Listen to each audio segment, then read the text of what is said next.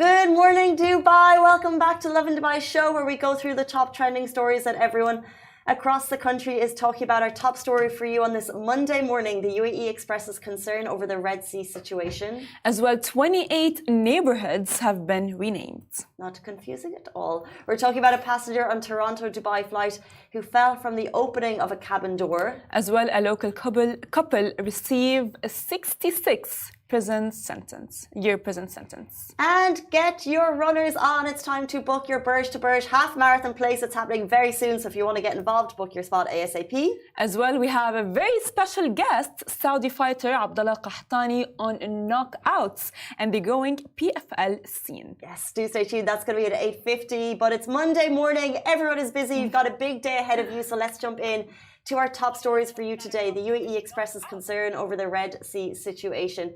The UAE on Friday night issued a statement expressing deep concern regarding the repercussions of the attacks on maritime navigation in Bab al-Mandab and the Red Sea. The attacks constitute an unacceptable threat to international trade, security of the region, and international interests. As well, the Red Sea and Bab al-Mandab are key routes for commercial activities worldwide.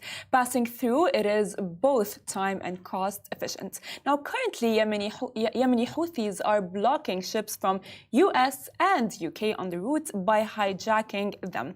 This is to protest Western support for Israel against Palestine. So in response to this, since January 12th, the USA and UK began bombing the Yemeni capital of Sana'a, to which Houthi militia have promised a strong and effective response. In Sana'a, we're seeing massive protests taking place following the attack. The UAE stresses the importance of protecting the security of the region, as well as the interests of its countries and people within the framework of laws and international norms. This is a story we'll be monitoring closely. As soon as we have official updates from the UAE government, we'll share them with you. As always, do not listen to rumors and keep monitor of official sources to get your news from. And in line with that, we're going to jump into our next story. This is official sources. It is official news, despite some people saying it was fake news on the post that we shared. It went live over the weekend. 28 Dubai neighborhoods and areas will be renamed. So they're going to be renaming areas like Motor City, Sheikh Zayed Road area. Dubai Land Department have now listed the new names of a few of well-known neighborhoods. Now, this follows Dubai's recent announcement of renaming roads, how some would be named in line with UAE culture, and of course, the public would also have the opportunity to suggest names. So I think when you run through this list, you're going to be like, okay, where do I know and where is being renamed? Because there's a couple of places I don't know here, right? But Motor City has been renamed as Al Habaya First. Apologize if I butchered the pronunciation. Ranches is now Wadi Al Safa. Sports City will be Al Habaya Fourth, and Al Quoz 2 will be Gadir Al Tair. So if you jump in, you can see the old names, and we have them all on our Instagram feed. Go check it after the show. Stay tuned with us now, because we're going to run through some of them. For example, Dubai Industrial City First will be Say Shoaib 2, and actually we have the list open on our sheet here. Gulf City, which I hadn't heard of, is Al Habaya 5th. Jebel Ali Village will now be Jebel Ali 1st. Jumeirah Village 1st will be now Al Barsha South 4th. Jumeirah Village 2nd will be Al Barsha South 5th, and you can get all of the list there. Ranches, as we said, will be Wadi Al Safa 6. I mean, getting used to the new names is going to take us all a while, but the fact that it is named after like the culture and the UAE is just beautiful at this point. However, I think we've talked about this before, Casey. I will have some time letting go of the old names. Farah doesn't like change. I hate it, actually. I really do, you know, as we've mentioned before. But it's okay. Sometimes change is good. And I can't wait to just be like, oh, yeah, I'm driving to Gadir al-Tayr instead of Al-Quoz, which is going to be something new. The biggest one that people are asking about, and we are going to share more information on this when we have it. Sheikh Zayed Road, an area of it will be now called Burj Khalifa. So people are asking who else is looking a little bit more into this. But remember, back in the day when TCOM was changed to Al Barsha Heights? Yeah, and actually, weirdly enough, you know, I lived in TCOM, and I just couldn't let go of the Barsha Heights name. So I still would say like, hey, I live in Barsha Heights. And when I would tell people, oh, I live in Barsha Heights, they would be like, where? I'd be like, yeah, it's TCOM. So, and they would be like, so you mean you live in Barsha? I'm like, no, I live in Barsha Heights. And they go like, what is that? I'm like, TCOM. They go like, oh, okay, got it. But now, yeah, TCOM is still a little bit there, but we got used to the change, right? Like it's happened. Barsha Heights is now really commonly used. Yeah. I think it's just that there's such a vast number of them. And then when you see a name and you think, what does Sheikh Zayed Road, is that actually going to be changed to Burj Khalifa? How is that going to play out? So obviously we have questions, but seeing the way the city is always changing and progressing, we have no idea that the people who's making these changes know exactly what they're doing. And Motor City being changed to Al Habaya First. So Interesting. So, but all of the comments going through, I'm Hotel Girl says, I'm driving up Burj Khalifa. It's gonna be hard to get through to that one. But as we said, we did see people take on board the Barsha Heights change after a while. Yes. It's just difficult to get used to it. Including me. I hate change, you guys. I hate it. It's like, stop. It's like, I'm not even joking, Casey, at this point, when something changes, whether it's in my life or it's like the names of the roads, I just go like, really? I have to train my brain once again off the new name. It's gonna take me a while, you guys. As long as the places, because like when you go to, as long as it's gotta start from the ground up. So all the restaurants, locations there, they'll need to be hot on changing. For example, like delivery. I'm thinking like how often do I go to a place I put into Google Maps? So you'll need the restaurants and the Google Maps and all of like the article information, everything to be updated first, and then we'll slowly get on board. But more information on that to come, because someone even says here is April Fool's come early. No, it's not an April Fool's joke. This is happening, but we'll get you more detailed information that from Dubai Land Department when we have it. A story that we do have more information on. Of course, passenger on Toronto-Dubai flight falls opening the cabin door. Now, it's crazy it is. Air Canada's flight ACO 56 from Toronto to Dubai faced a 6-hour delay approximately because a passenger opened the cabin door shortly before takeoff, where he fell off the tramas just before takeoff to Dubai, which led the flight for a delay for almost 6 hours. The situation occurred while the Boeing 777 was on the tarmac at Toronto Pearson International Airport, whereas the incident left the passenger with minor injuries and was immediately taken to a nearby hospital for medical attention. Air Canada is investigating the matter. So far, what we know of the incident is that the passenger, instead of heading to their seat, they popped open a cabin door on the other side of the plane. Now, this person got hurt from the fall, leading to emergency services stepping in. Yeah, we just hope that that person is okay, because if you think about how well the operation and smooth process of a flight usually happens, it's quite hard to imagine how that might have happened. So as we said, Air Canada is investigating. We don't have more information. We shall not make assumptions, but we just hope that they're okay. 100%, and as well, other than the fact that, it probably happened by mistake. It's probably maybe not enough sleep and just like thought he's going to his seat, but by mistake opened the cabin door. And as well, it has happened, by the way. My sister is cabin crew, and she has let us know that, by the way, like there was someone who went to the cabin door and just like was gonna open it, you know what I mean? Of course, now the cabin crew, my sister was able to just like stop him and so on, but of course it was mid-flight? No, not mid-flight. Of course, it was at the beginning, but because cabin crew, they're aware of all of these things, because he wanted to go to the bathroom, but he almost went to the wrong door. But you see these doors, like in my head, the door has got the biggest red lever that you'll never in your life ever need to pull unless you're cabin crew. So that's why I find it hard to envision someone mistook it for 100%. Something else. Like it's clearly got this like big red, like it's a big red lever. There's a sign on it, like you're not meant to touch that door at all costs. Yes, 100%. But like some such mistakes happen. So I'm really glad that he didn't open it mid-air. I mean, it's great, as we can see in the video right here, the medical services and the police, they're all around him trying to ensure that he's okay. God knows, maybe he was maybe he was jet lagged, right? Like, I mean, how many times have you guys maybe done something and you're like, oh, I've never done this, right? Because like you're probably just like on not enough sleep, you're probably tired, you're probably just like not, I would say, functioning as properly as you should. But not getting those 8 hours. Yes, 100%. You know what I mean? Like, but I mean, of course, the cabin crew did a great job at like handling it, and as well, like Air Canada was as well very, very well. They were able to properly, take care of him, as we can see in the video. Everyone's around him, and everyone's ensuring that he is okay. Well, now jumping to our next story, which was a shock, honestly. A local couple received a 66-year prison sentence. Now, a UAE national and his wife, and 16 others, were sentenced to imprisonment, fines, and situation of 52 million dirhams in total by the Abu Dhabi Judicial Department. Now, charges include abuse of public funds, forgery, bribery, illicit gain, commercial fraud, and misappropriation.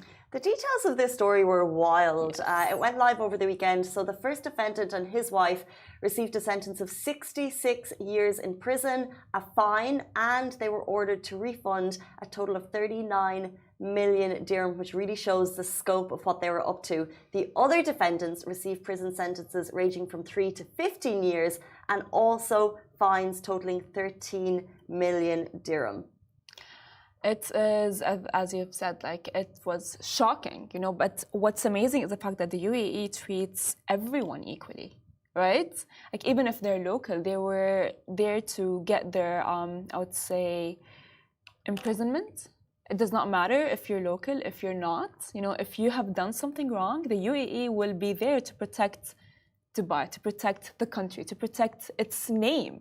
And the fact that, you know, like they have done a lot of crimes. And by the way, they were not only one, they were like 16. Like, I mean, what a ring of deception. Literally deception and forgery and all of these things. They've done not one thing, they've done a lot of things. You know, they are, they're charged with a lot of charges. And they will be facing 66 years in prison, which is too much, but of course, as the number has mentioned, it's 52 million dirhams. It's not like 1 million. It's not like, you know, too little for them. So, and just as a little deeper into what they were doing, so the defendant and his wife illegally created private warehouses in their home to store expired food and consumer goods.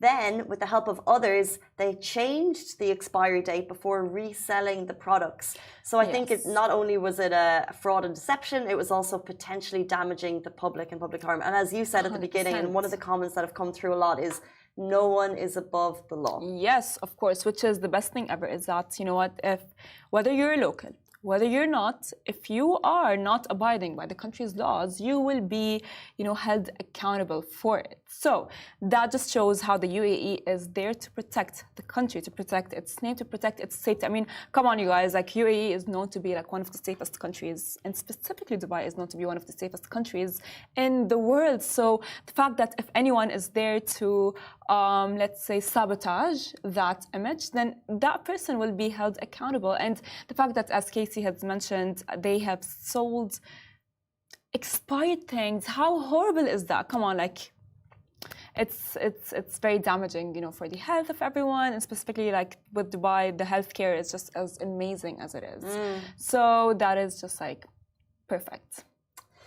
If you would like more information on that, check out the full story on Lovin Dubai Instagram account. But stay tuned, our next story.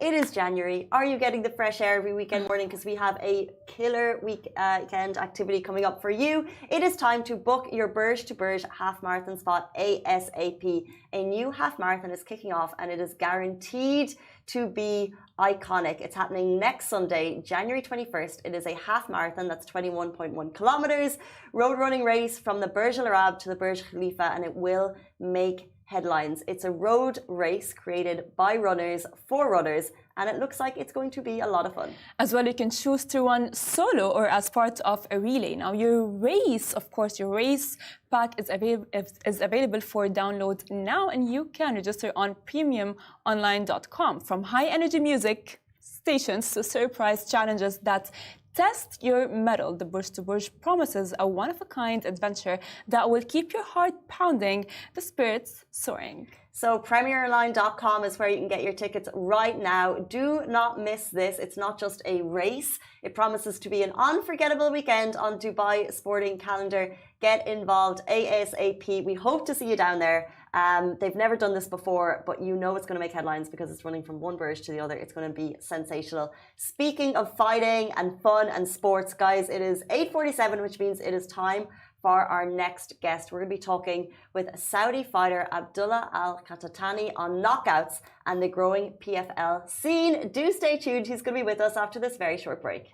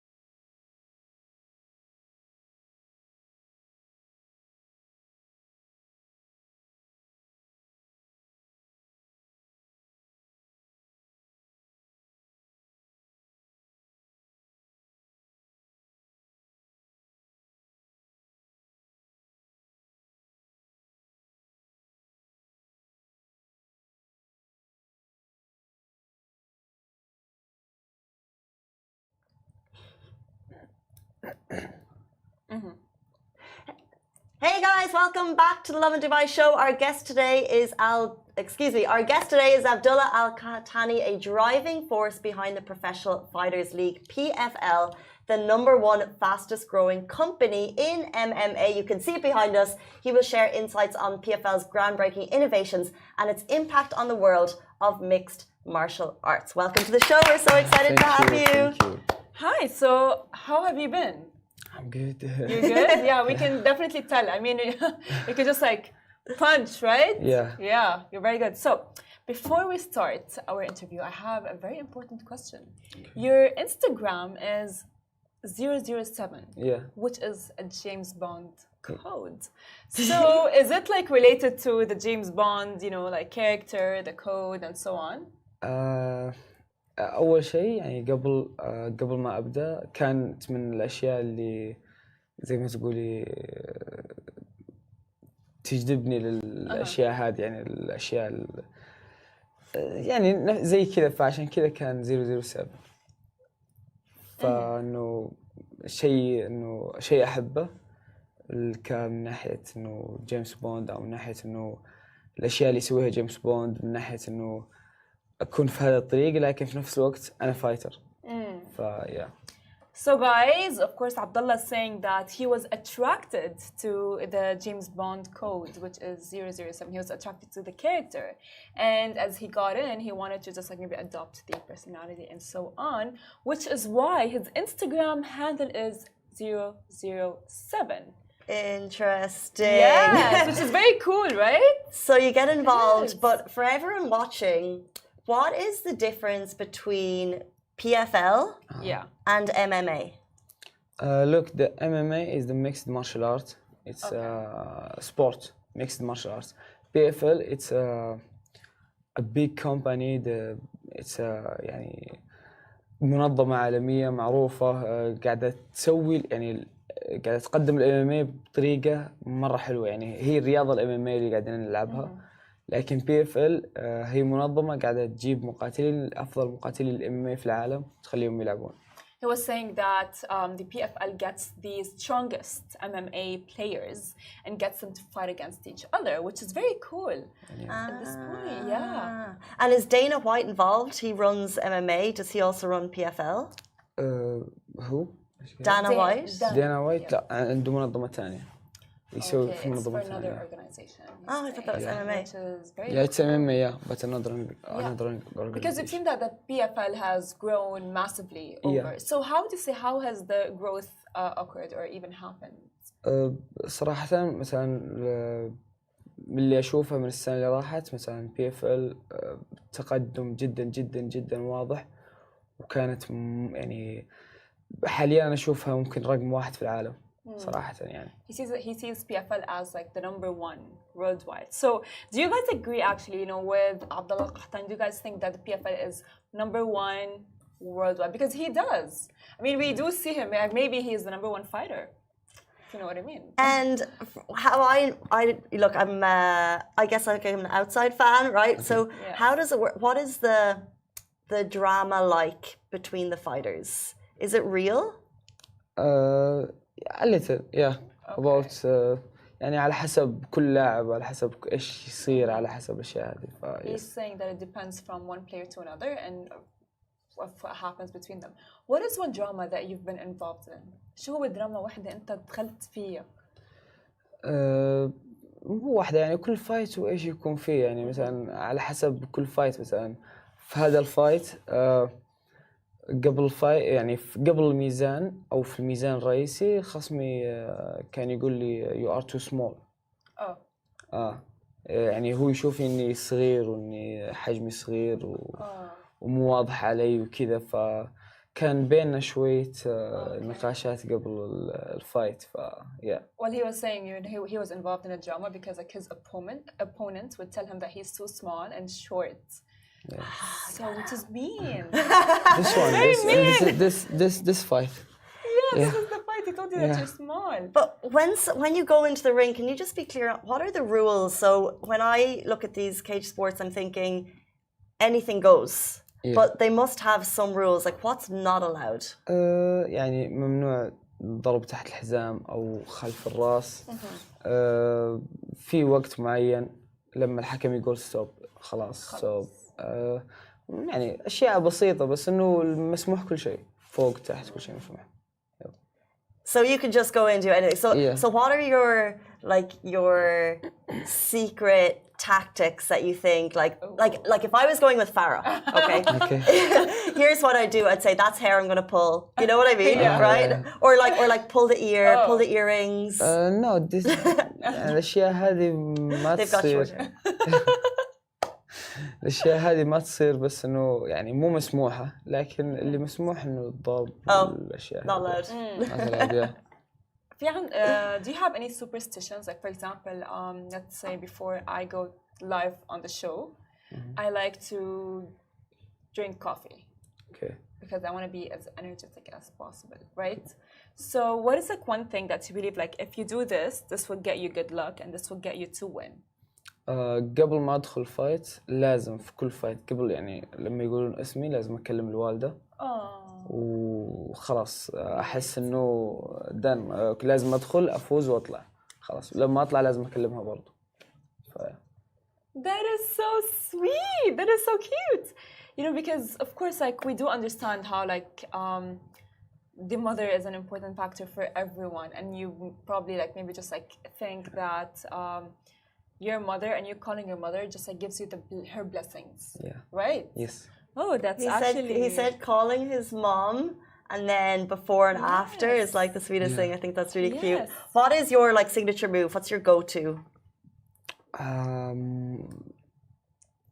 يعني ايش السيجنتشر في الفايت اللي اسويها لا هي عم تقول انه شو هو انت اكيد في عندك حركه سيجنتشر خاصه فيك أوكي. اللي هي بتساعدك انك انت تخلص الماتش فيها وخلص انه تفوز يعني شو هو ممكن نقول انه يكون الدمج عالي او العنف في الفايت عالي انه احب يكون الفايت يعني فيه عنف اكثر ودمج عالي يعني مو بس فايت يكون هادي لا احب الفايت يكون اكتف بزياده. بس شو هي الحركه يعني يمكن بس تكون هي خاصه فيك لحتى انت تفوز يعني هيك على حسب على حسب كيف الفايت يعني ما في شيء معين على حسب كيف الفايت يروح ولازم افنش خلاص. So guys, he's saying that he does not have any signature move, but it depends on the fight, right? Yeah. And okay, so if you could knock someone out or submission, what would you rather? So knock them out is basically what? Make them unconscious, and then submission is the person has to use the safe word. Yeah. No, I like the knockout. Oh. Knockout, yeah, you do. That's amazing. Have you ever been knocked out? يعني قد عمري. Yes. Okay. And does that? My fear for these types of sports is you get knocked out too many times and it affects you. يس صح كلامها صحيح بس إنه الواحد لازم يعرف كيف يمشي الموضوع يعني كيف الأمور تكون يعني لازم يعرف كيف يمشي الموضوع. He's saying that yes, that's true. However, you need to know how to like let go of things and just like go with the flow of like the fight as we can tell, which is very intense. So what were your thoughts on Khabib when he resigned for his health and for his family? What were your thoughts on that? It's a smart حركة ذكية اللي سواها. Why would you say that? لأنه هو صار اسمه واضح وإنه ما عنده ولا خسارة ما ضحى إنه يلعب أكثر ويخسر لا فاز أخذ الحزام حافظ على الحزام وأخذ اللي هو يبغاه وما كمل يعني خلاص وصل اللي يبغاه done. He's saying that Khabib's decision is smart because he got his name, he got his belt, so he kind of like had his let's say name protected and everything was like got you. Yeah. So that's why it's a smart decision. How do you think PFL stands out as a company? So it's got innovations like the Smart Cage. Like what makes it a standout fight company in your opinion? Wait, can you repeat the question again? So PFL stands out for innovations like the Smart Cage. Why does he think that is and what are they? عم تقول إن PFL يمكن هو بيتميز إنه هو it's a smart cage صح؟ طيب كيف أنت مثلا بتتميز بهالشيء لما أنت بتكون بالPFL؟ آه، كل شيء في الكيج يكون يعني محسوب وبأرقام، يعني مو بس إنه فايت، لا لما أخلص الفايت وأشوف إيش كان في الكيج، إيش صار، إيش الضربات كم كانت سرعتها، إيش الضربات اللي وصلت، الضربات اللي ما وصلت، الأشياء هذه كلها صراحة. أنا يعني أنا كلاعب وكذا يعني قاعد أشوف أشياء، يعني انا متحمس اني اشوف لما اخلص الفايت، ابغى اشوف ايش صار في هذه اللحظه، ايش صار كذا، هذا البانش كم كانت سرعته، كم كانت قوته، الاشياء هذه يعني انا كفايتر تفرق معي. Yeah, he's saying that everything in the cage is calculated. So like everything is calculated as of like how much like does he knock someone out? How does someone else knock him out? So what he likes to do after everything is done, he likes to go back and just like see and monitor everything from the other perspective. Got you. Which is very smart. So what do you want to create as your legacy? What do you need to step away? What do you want to achieve? أول شيء نقول البلت، الحزام، اللقب، هذا أول شيء. ثاني شغلة إني أكون أفضل مقاتل في العالم. He wants to be the best fighter and he wants to get the belt. You must have, by the way, a lot of fans. شوف في مثلا في رياضات غير مثلا او غير منظمه بي اف ال، في مثلا في رياضات ثانيه عندي احزمه وكذا، لكن لا في بي اف ال حزام بي اف ال غير He has a lot of belts, but he is aiming for the PFL belt because it's like it's different, he's saying, than the other belts, which is very cool. Do you have any crazy fan stories معجبين؟ ما أدري صراحة. ما أدري. Yeah, he does not have. How important is it to you to represent Saudi and Morocco on a global stage and to wave the flag? كيف؟ عم بتقول إنه قد إيه مهم بالنسبة لك إنك أنت تمثل العلم المغربي والعلم السعودي لما أنت مثلا بتقعد wave the flag. شوف مثلا أنا لما أدخل ألعب فايت، طبعا أنا سعودي لكن والدتي الله يخليها لي مغربية. أنا انولدت في المغرب، ف يعني ستيل إنه بين هنا وهنا، لكن أنا أمثل السعودية وألعب بعلم السعودية. ليش أرفع علم السعودية؟ لأنه برضو عليه لا إله إلا الله. فهذا الشيء إنه أنا يمثل لي كثير، إنه إني أدخل فايت وهذا الشيء قاعد أمثل هذا العالم وهذا الشيء، فشيء مرة كبير، لازم أفوز، لازم يعني أحس شيء إنه لازم أسويه. Yeah, he's saying that technically he waves the Saudi flag. He is Saudi, however his mother is Moroccan. So when he waves the Saudi flag, it's because it has La ilaha illallah, which is a saying for Muslims, and just for him it's very important because it gives him a lot of what's it? Interesting. And as PFL goes globally, where in the world are we going to see the new hotspots? Where do you think you're going to be fighting in the future? الفايت الجاي يعني؟ لا، عم تقول انه لانه هلا بي اف ال عم يتطور، فانت وين بتشوف حالك عم بي اف ال وين حتوصل بالمستقبل؟ زي ما قلت الافضل في العالم ان شاء الله. هذا اللي انا قاعد اشوفه يعني حاليا في وجهة نظري انها الافضل، لكن ستيل انه مع الوقت يعني بتاكد انها الافضل في العالم. Yeah, he's saying that it's the best in the world. However, of course, with its growth and so on, he thinks that it will continue to be the best in the world, and that's what he's hoping for as well. Interesting. Okay, before you leave us, we have a lot of people watching, and if I was watching this show and I saw this in the ring behind us, do you have advice for kids who look up to you who want to join the sport? So advice for people who want to start fighting. نصيحة أوكي. النصيحة اللي بقولها إنه الواحد إذا عنده شيء يبغى يحققه أو حلم يبغى يسويه، لازم يتعب، لازم يتبع هذا الحلم لين ما يوصل له، لأنه ما في شيء سهل إنه بيجيك، لازم تتعب توصل لهذا الشيء، تحقق هذا الشيء، وما في شيء في العالم سهل، لازم تتعب.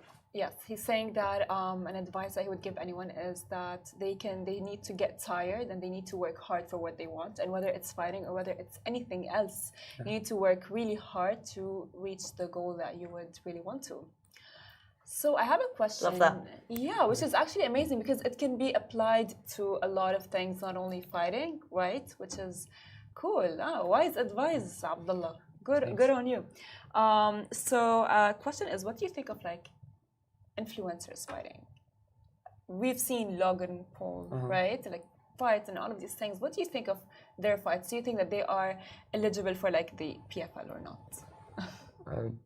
عيدي لي برضه السؤال عشان اوكي عم بسألك انه انت بتعرف كيف هن المؤثرين مثل مثلا لوغان بول انه هن بيدخلوا بمعارك تقريبا مثل هالمعارك يعني فانت برأيك انه هي معركتهم هل يا ترى هي بنفس ليفل PFL او لا؟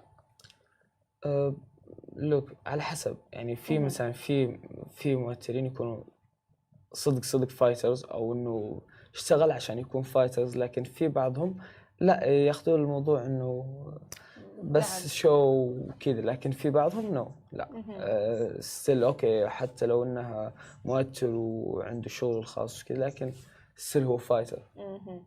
So he's saying that in his opinion that some of them do actually just go for the show and some of them some people can be like actually fighting actual fighters. So do you think that they would be able to get to PFL or are they at برأيك انت هن بليفل PFL او لا؟ على حسب يعني بس انه ممكن ممكن. He says depends maybe. Maybe interesting. I'm sorry, my Arabic is not non-existent. In the process. We're here. I haven't been able to properly participate in this interview, but amazing advice from a PFL fighter. Work harder, do not give up, and if all else fails, call your mom before and after the fight. Thank you so much for your time this morning. We really appreciate it. It was an absolute pleasure to have you on. And guys, that is all we have time for on the show this morning. We're back with you tomorrow morning, same time, same place. Goodbye from me. Goodbye from me, and goodbye from... Goodbye. Okay, I'll just say goodbye to Instagram.